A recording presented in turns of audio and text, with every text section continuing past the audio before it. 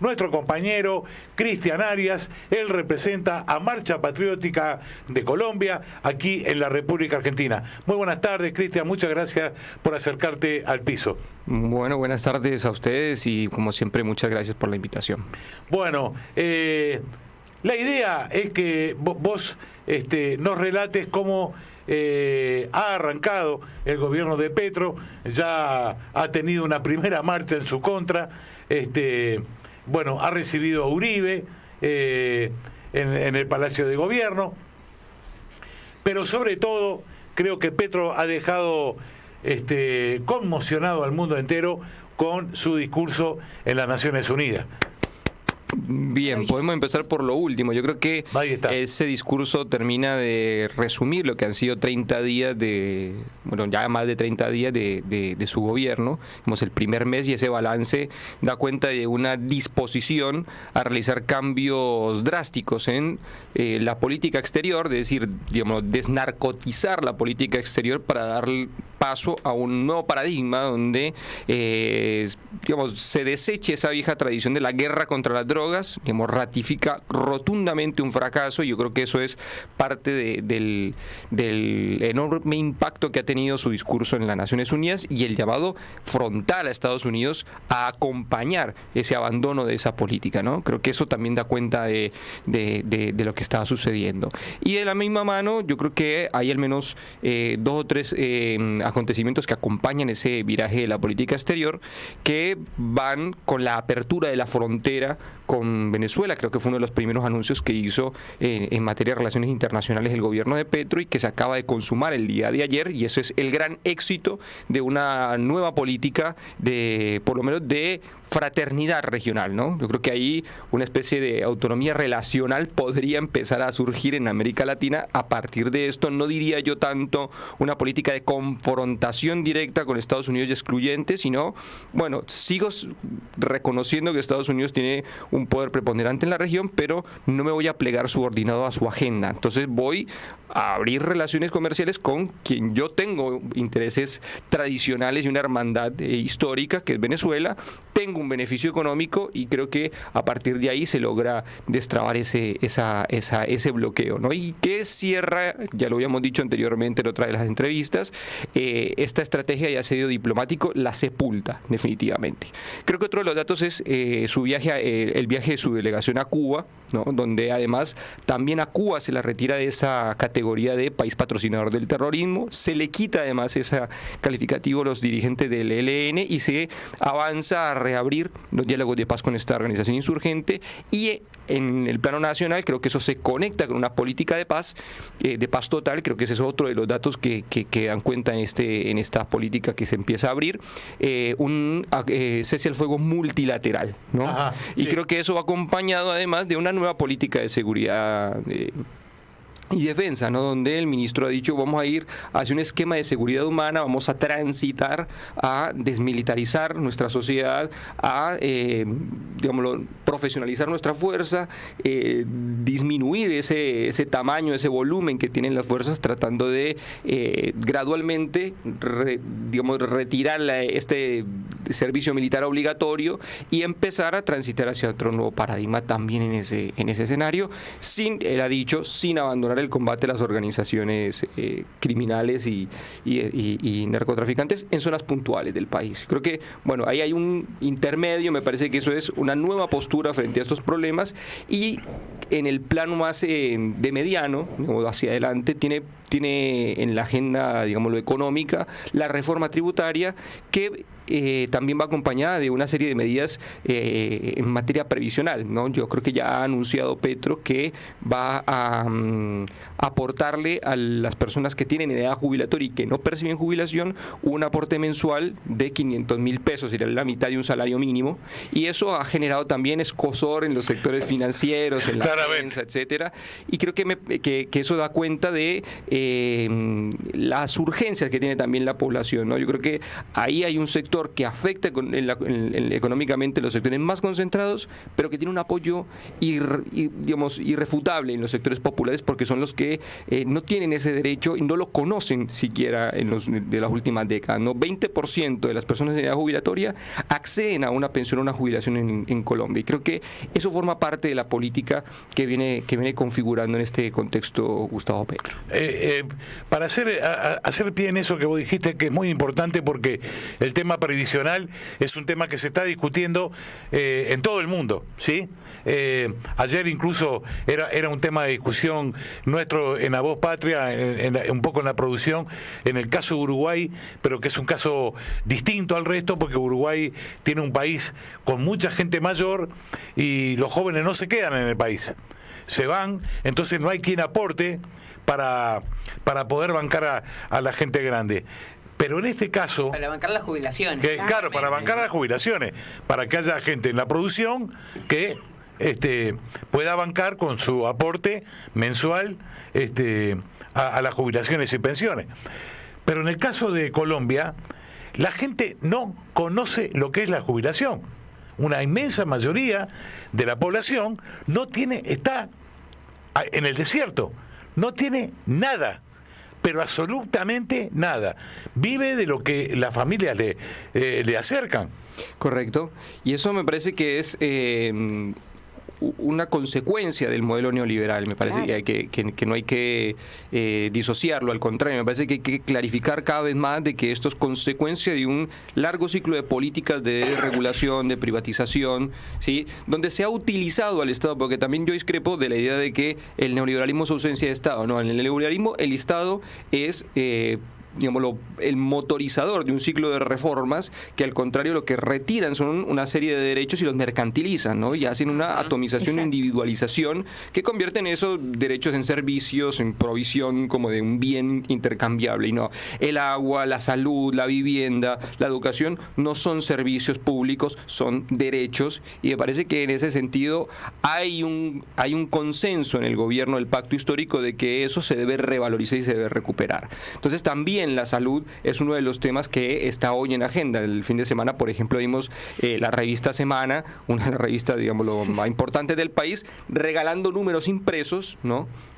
Algo que ya no se hacía, de hecho, ¿no? La revista Semana había suspendido sus impresiones regulares y empezaba a regalar una tapa en la cual atacaba directamente a la ministra de Salud por la reforma que quiere encarar. Entonces, ahí es donde me parece que el gobierno viene encaminado a tratar de cumplir el programa que anunció y encuentra ya una resistencia en los sectores de la extrema derecha, sobre todo del uribismo, que le acaban de hacer una magra marcha, digamos una marcha minúscula, en el cual también hay que decir, ¿no? Al contrario de lo que sus gobiernos hacían cuando nos movilizábamos, no hubo ni confrontaciones, ni agresiones, ni provocaciones de la fuerza pública, ¿no? Yo creo que eso también es importante decirlo porque da cuenta de un talante democrático que tiene un nuevo gobierno, incluso para respaldar o, digámoslo, aceptar la disidencia en la calle y la protesta social.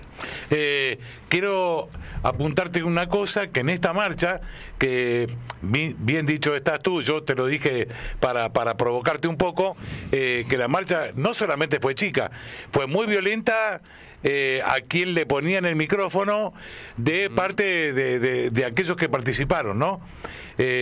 Al grado de violencia de Argentina, de Brasil, con insultos, improperio de todo tipo.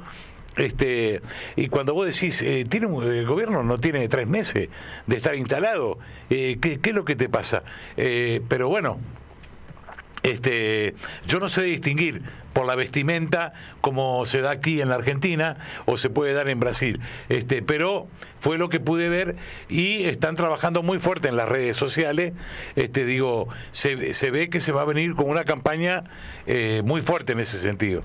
Sí, hay un representante a la Cámara que estuvo, digamos, transcurriendo por algunas de las movilizaciones y hacía una filmación en vivo de lo que estaba aconteciendo, y ciertamente se corrobora lo que estabas diciendo, de que lo insultaban, lo pateaban, con una virulencia que no tenía ninguna razón de ser. Incluso él, interpelando un poco a los manifestantes, les preguntaba, bueno, pero ¿cuál es el motivo por el cual usted está protestando? Y algunos incluso llegaron a decirle por qué Petro no está dando los 500.000 pesos que yo acabo de mencionar, que es una política que el Estado pretende hacer a las personas mayores. Pero usted no se da cuenta, le dice él, que es una política que está tratando de impulsar este gobierno y que el gobierno anterior no había impulsado, que el gobierno anterior, al contrario, daba cada 2 meses 80.000 pesos, que si acaso serán, $40. Y eso de manera irregular, ¿no? Como parte de uno de los programas que llamaban programa adulto mayor. Entonces yo creo que aquí hay un nuevo paradigma que también se enfrenta con un ciclo social donde se alimenta un poco esta violencia política, ¿no? Y una especie de atizamiento ahora le estamos clarificando como el odio, ¿no? Pero me parece que sí hay una especie de impulso a que la gente se manifieste violentamente, sobre todo contra los procesos progresistas, y me parece peligroso. Yo creo que en Colombia hay un acostumbramiento ya a esta dinámica, digámoslo, al contrario de Argentina. Los dirigentes y las dirigentes políticos, presidente y vicepresidenta, tienen que tener un esquema de custodia en el cual tienen que prever desde qué flanco le pueden disparar al presidente o la vicepresidenta, y creo que eso no debe normalizarse, al contrario, debe problematizarse en Colombia y en América Latina, y no permitir que en otros lugares donde el arraigo democrático en la sociedad civil se pierda, ¿no? Y las dirigentes y los dirigentes políticos pierdan contacto con la sociedad, ¿no? Que se separen en esferas porque no puedan garantizarle la seguridad y la integridad física, ¿no? Creo que eso mutila la política, mutila los proyectos de transformación política, sobre todo porque la conexión de quienes dirigen tiene que estar permanentemente con el pueblo. Cristian, ¿cuál es la agenda próxima que tiene el gobierno de Petro? Bueno, en lo inmediato, el trámite legislativo de la reforma tributaria, ese es como la prioridad ahora, porque eso acompaña además el presupuesto para el año 2023, y sería la posibilidad de avanzar a una serie de medidas que están en agenda, también en carpeta, como esto que tiene que ver con lo previsional, ¿no? Que tiene que ver también con las ayudas sociales para reactivación productiva, y eso especialmente para las mujeres, madres, cabezas de familia, etcétera. Hay otra cosa que me parece muy importante que va a formar parte del ciclo de gobierno, y es el Plan Nacional de Desarrollo. En Colombia existe un documento público que cada gobierno presenta, pasado, digamos, los primeros 4 o 6 meses del gobierno, que va a ser el derrotero de toda su política, ¿no? Es como su programa transformado en lineamiento de política pública durante el gobierno, y eso se está haciendo de manera participativa. Justo ahora, con el comentario que hacía el compañero en las redes, esto de poder participar y construir va a ser muy importante, porque se ha desplegado todo un esquema donde diferentes representantes del gobierno van a estar nacional e internacionalmente recogiendo distintas propuestas y diagnósticos de la población, para construir ese Plan Nacional de Desarrollo con las necesidades que tiene la gente y con propuestas donde va a participar también la gente. Entonces eso va a ser muy importante. O sea que va a haber debate. Claro, va a haber un debate constante para la construcción de ese documento, que va a ser, digamos, la línea con la cual va a transitar el gobierno de Gustavo Petro en los próximos años. Así que eso es parte de la agenda por venir. Bueno, Cristian, no sé si los compañeros de la mesa, las compañeras, tienen alguna otra consulta. No, estamos absolutamente maravillados y encantados tanto con Gustavo como con Francia Márquez. Una preguntita. ¿Petro conversa con el pueblo? ¿Qué relación tiene con el pueblo? Bueno, hay una diferencia con sus antecesores, y es que Petro, cuando va a las poblaciones, se acerca mucho a la gente. Eso se vio incluso en la campaña, digámoslo. Ahí me extiendo 2 minutitos, pero en la segunda vuelta, cuando la gente quedó un poco golpeada por la sorpresa de no ganar en primera vuelta, ¿no? Esa misma semana Petro no se queda en los búnker planeando una estrategia, sino que inmediatamente se va a distintos territorios del país. Va, por ejemplo, a una región central de Colombia, a un municipio que se llama Honda, que queda a la vera del río Magdalena, y va y pasa la noche con los pescadores, sale a pescar a la mañana con ellos, conoce la problemática de la gente y transita así por todo el país hasta el norte. Eso se ha ido repitiendo. De hecho, por ejemplo, estuvo en una delegación del gobierno, estuvo en San Andrés hace muy poco y tuvo la posibilidad en esas instancias Petro de comunicarse con la gente. Cuando llegó a Nueva York recientemente para la Asamblea de las Naciones Unidas, lo primero que hizo fue recibir a la gente, dio un discurso para la gente que se aglomeró para su recepción. Para los colombianos que están allá. Para los colombianos que están allá. Algo nunca antes visto, digamos, nunca ni Uribe, que tuvo, digamos, gran prestigio popular, tuvo un acercamiento de ese tipo con la gente. Entonces me parece que eso también es bastante interesante y creo que la gente empieza a tener confianza en un gobernante que tiene ese contacto con la gente. Por eso yo insisto en esto, ¿no? La posibilidad de transformar una cultura política donde quienes dirigen están lejanos a la población, ¿no? Están mediados permanentemente, no solamente por cordones de seguridad, sino por una especie de jerarquía constante de que gobierna está en un pedestal y el gobernado es casi que un obediente. Me parece que romper un poquito con eso puede llevarnos en el futuro, no digo en lo inmediato, digo en próximas décadas, a un nuevo proceso de politización mucho más interesante y más rico para Colombia. Es muy importante eso que dijiste. Vamos a tomar nota porque vamos a trabajar sobre eso. Porque no solamente en Colombia, por esto que vos decís, sino esto le compete a todos los países de la región primero y del resto del continente. Del resto del mundo. Sí, la verdad que tenemos para decir ahí. También es una cosa para nosotros, ¿no? Para la gente del campo nacional y popular. Hay que relacionarse de otra manera con el pueblo. No solo escucharlos, sino también hablarles. Porque cuando Fidel se mandaba los discursos de 4 o 5 horas, hablaba un pueblo que no tenía un flujo verbal tan amplio como el de Fidel. Es decir, ahí fue maestro para que se le pudiera ampliar el imaginario y participar en la revolución con más elementos ideativos. Bueno, coincido mucho con eso, la verdad. Perdón si le extiendo el bloque, pero me parece que es muy importante. Chávez hacía lo mismo, ¿no? Era una especie de pedagogos, ¿no? A lo presidente. Del gobierno, pero constantemente utilizaban esa tribuna para poder no sé, reflexionar.